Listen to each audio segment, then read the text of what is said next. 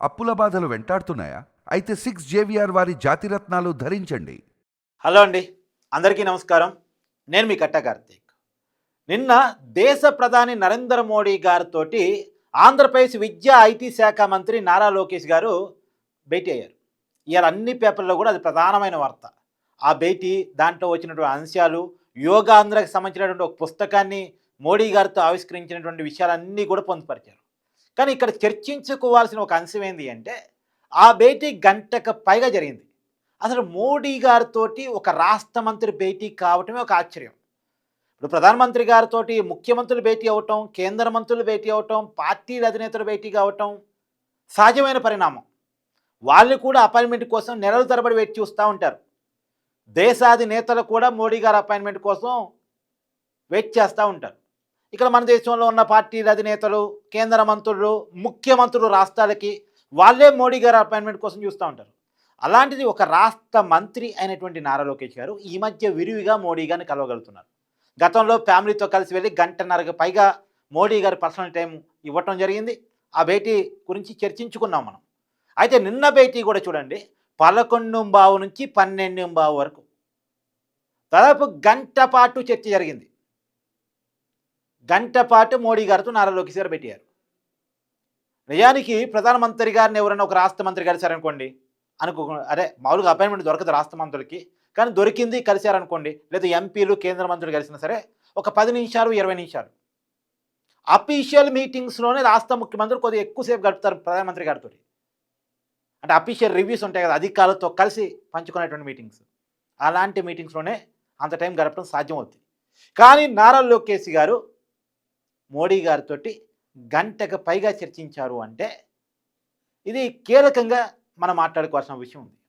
గంట పాటు ఏ విషయాలు చర్చించుకోవచ్చు, నిజంగానే బయట ప్రచారం జరుగుతున్నట్టు రాష్ట్రానికి సంబంధించిన విషయాలు, అభివృద్ధికి సంబంధించిన విషయాలు, పెట్టుబడులకు సంబంధించిన విషయాలు, ఇవన్నీ చర్చకుండా వచ్చి ఉండొచ్చు.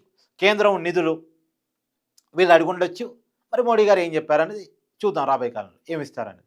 కానీ ఖచ్చితంగా రాజకీయ అంశాలు కూడా చర్చకు వస్తాయి. బీజేపీకి సంబంధించిన అగ్రనాయకుడు నరేంద్ర మోడీ గారు, వాళ్ళ పార్టీకి సంబంధించిన డెసిషన్స్ మొత్తం కూడా మోడీ గారు, అమిత్ షా గారి కనుసన్నల్లోనే జరుగుతాయి. అందరికీ తెలిసిన విషయం ఇది. టీడీపీకి సంబంధించినటువంటి కీలకమైన నాయకుడు నారా లోకేష్ గారు, చంద్రబాబు నాయుడు గారి తర్వాత ఆ పార్టీలో కీలకంగా చక్రం తిప్పేటువంటి నాయకుడు, వాళ్ళ పార్టీకి ప్రధాన కార్యదర్శి. అయితే వీరిద్దరూ కలిసినప్పుడు ఆంధ్రప్రదేశ్ రాష్ట్ర రాజకీయాలు ఖచ్చితంగా చర్చకు వస్తాయి. ఆంధ్రప్రదేశ్ లిక్కర్ స్కామ్ ఖచ్చితంగా చర్చకు వస్తాయి. జగన్మోహన్ రెడ్డి గారి విచారణ, అరెస్టు ఖచ్చితంగా చర్చకు వస్తాయి. ఇప్పటిదాకా జగన్మోహన్ రెడ్డి గారు అరెస్టు కాకపోవటానికి, జగన్మోహన్ రెడ్డి గారి మీద కేసులు ముందుకు వెళ్ళకపోవటానికి, 20 సిబిఐ ఈడీ కేసులు 2011 నుంచి పెండింగ్లో ఉండటానికి, తర్వాత వివేకానంద రెడ్డి గారి హత్య కేసు తేలకపోవటానికి సహజంగా ఆంధ్రప్రదేశ్ ప్రజలు భావించేదేంది, జగన్మోహన్ రెడ్డి వెనకాల బీజేపీ పెద్దలు ఉన్నారు. బీజేపీ అధిష్టాన ఆశీస్సుల వల్లే జగన్మోహన్ రెడ్డి గారికి ఏమీ కావట్లేదు. నిజంగానే ప్రజలు ఉన్న అనుమానం ఏంటంటే, గతంలో టీడీపీ, బీజేపీ విడిపోయిన సందర్భంలో వైసీపీ కొంత బీజేపీ అధిష్టానం దగ్గర కాగలిగింది. వాళ్ళ చేతుల్లో దాదాపు 22 లోక్సభ సభ్యులు, 11 రాజ్యసభ సభ్యులు ఉండటం కూడా వాళ్ళకి అది మంచి లాభమైంది బీజేపీతో దగ్గర కావటానికి. బీజేపీకి గతంలో రాజ్యసభలో ఏ బిల్లు ఆమోదించుకోవాలన్నా సరే కొంత అవతల వాళ్ళ బలం అవసరం అవుతుండేది, ఎన్డీఏ బలం సరిపోక. అప్పుడు వైసీపీ ఉపయోగపడుతుండేది. రాజకీయంగా విభేదించే బిల్లుల్లో కూడా రాజీ పడుతుండేది.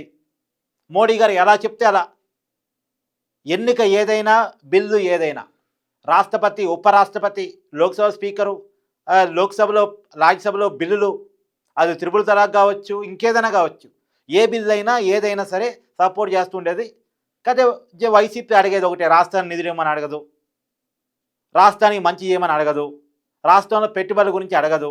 అడిగేది ఏంది, జగన్మోహన్ రెడ్డి గారి కేసుల విషయంలో చూస్తున్నట్టు పోండి, సిబిఐ ఈడీ విషయాన్ని కొంచెం జాప్యం చేయండి, ఇదే అడుగుతుంది. కాబట్టి అది బీజేపీ అధిష్టానం చేస్తుండేది అనేది సహజంగా ఆంధ్రప్రదేశ్ రాజకీయాన్ని చాలా దగ్గర నుంచి చూసే చాలామంది అనుకునేటువంటి భావన, ప్రజల్లో కూడా ఉన్నటువంటి అభిప్రాయం.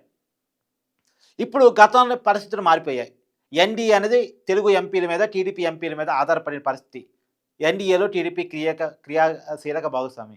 సరే, పాత కేసుల విషయంలో ఆల్రెడీ నీరుగారిపోయినాయి.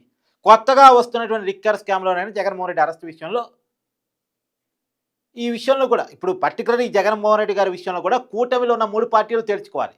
ఇప్పుడు టీడీపీ ఒక్కరి ఇష్టం కాదు జగన్మోహన్ రెడ్డి గారిని అరెస్ట్ చేయడం అనేది. ఎందుకంటే జగన్మోహన్ రెడ్డి గారి అరెస్ట్ వల్ల వచ్చే మంచి అయినా చెడైనా ఈ 3 పార్టీలు బేర్ చేయాలి. అటు టీడీపీ బేర్ చేయాలి, జనసేన బేర్ చేయాలి, బీజేపీ బేర్ చేయాలి. ఇప్పుడు జగన్మోహన్ రెడ్డి గారిని అరెస్ట్ చేయడం కరెక్టేనంటే ముగ్గురు ఒకటే మనం మాట్లాడగలగాలి. సరే టీడీపీకి సంబంధించిన అధినేత చంద్రబాబు నాయుడు గారు ఆ పార్టీ డెసిషన్ తీసుకుంటారు. జగన్మోహన్ రెడ్డి గారు రాజకీయ శత్రువు కాబట్టి తప్పు చేశాడని కనుక సిట్టు భావిస్తే అరెస్ట్ చేయండి అని చెప్తాడు. పవన్ కళ్యాణ్ గారు ఆంధ్రప్రదేశ్ డిప్యూటీ సీఎంగా ఉన్నారు. అతనికి కూడా రాజకీయ శత్రువు జగన్మోహన్ రెడ్డి కాబట్టి అతను కూడా కొంత ఓకే చెప్తారు. కానీ బీజేపీ అధిష్టానానికి జగన్మోహన్ రెడ్డి గారు రాజకీయ శత్రువు కాదుగా, చాలా కాలంగా కోఆపరేటివ్గానే ఉంటున్నాడుగా. ఇక టీడీపీ జనసేనతో పొత్తులో ఉన్నారు కాబట్టి రాజకీయ శత్రువు.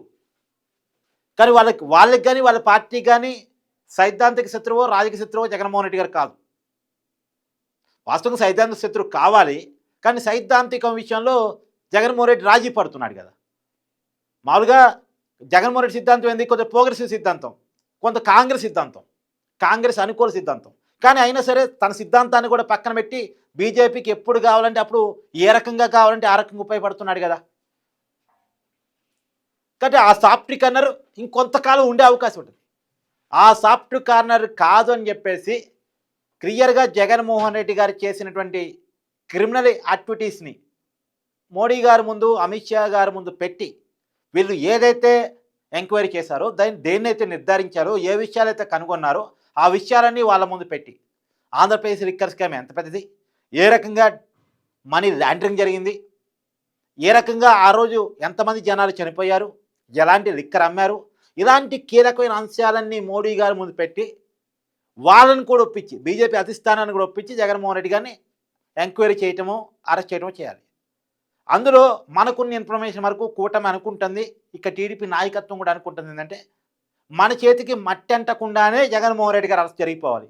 అంటే లోకల్ సిట్ ద్వారా కాకుండా ఈడీ నుంచి చేసుకురావాలి. కానీ ఈడీ అనుకున్నంత స్పీడ్గా లేదు లిక్కర్ స్కామ్లో. చూడండి, మీరు వార్తలు చూడండి, రోజు సిట్టు అని వస్తుంది తప్ప ఈడీ పలానా ఎంక్వైరీ చేసింది లిక్కర్ స్కామ్లో, చాలా పెద్ద మనీ లాండరింగ్ జరిగింది. విదేశాలకు డబ్బులు పోయాయి, రియల్ ఎస్టేట్ డబ్బులు పడ్డాయి, తర్వాత క్యాష్ కూడా దొరికింది. 11 కోట్ల క్యాష్ హైదరాబాద్లో పామోదులో పట్టుకున్నారు. క్యాష్ దొరకగానే ఈడీ ఎంట్రీలో కావాలి, ఇవన్నీ విచారణ చేయాలి. కానీ ఈడీ అనుకున్నంత ఫాస్ట్గా లేదు. సిట్టే ఫాస్ట్గా ఉంది, సిట్టే కనుక్కుంటుంది. కానీ సిట్టి స్థాయి సరిపోదు, ఈడీ ఎంటర్ అవుతేనే ప్రాపర్గా ఎంక్వైరీ ముందుకు వెళ్ళింది. కానీ ఈడీ అనుకున్నంత ముందుకు రావట్లేదు. కాబట్టి ఈ విషయాలన్నీ నిన్న చర్చకుండా వచ్చి ఉండొచ్చు. మరి బీజేపీ అధిష్టానం ఏం చెప్పి ఉండొచ్చు. కానీ ఒక్క విషయం మాత్రం ఇక్కడ మనం గమనంలో పెట్టుకోవాలి, లోకేష్ గారికి మోడీ గారు ఇస్తున్న ప్రయారిటీ. మళ్ళీ చెప్తున్నాను, ఒక రాష్ట్ర మంత్రికి మోడీ గారు అపాయింట్మెంట్ దొరకటం అంత ఈజీ కాదు. కానీ దొరకటం, గంటపాటు చర్చ పెట్టడం. ఇప్పుడు చంద్రబాబు నాయుడు గారికి మోడీ గారు అపాయింట్మెంట్ ఇచ్చి గంటపాటు చర్చించారంటే ఇంతగా మాట్లాడుకోవాల్సిన అవసరం లేదు. మనం చంద్రబాబు నాయుడు గారు 4వ ముఖ్యమంత్రి, రాజకీయాలు సుదీర్ఘ అనుభవం ఉంది, ఎన్డీఏ కూటమికి గతంలో కన్వీనర్గా పనిచేశాడు, జాతీయ రాజకీయాలు చక్రం తిప్పాడు. కాబట్టి ఓకే, చంద్రబాబు నాయుడు గారికి గంట టైం ఇచ్చారనుకోవచ్చు. కానీ చంద్రబాబు నాయుడు గారికి కూడా మోడీ గారు గతంలో ఎప్పుడు కూడా అఫీషియల్ రివ్యూస్లో తప్ప ఇలా భేటీగా అవటాల్లో కానీ లేదు పర్సనల్ టైంలో కానీ గంట పాటు టైం ఇచ్చిన సందర్భాలు లేవు.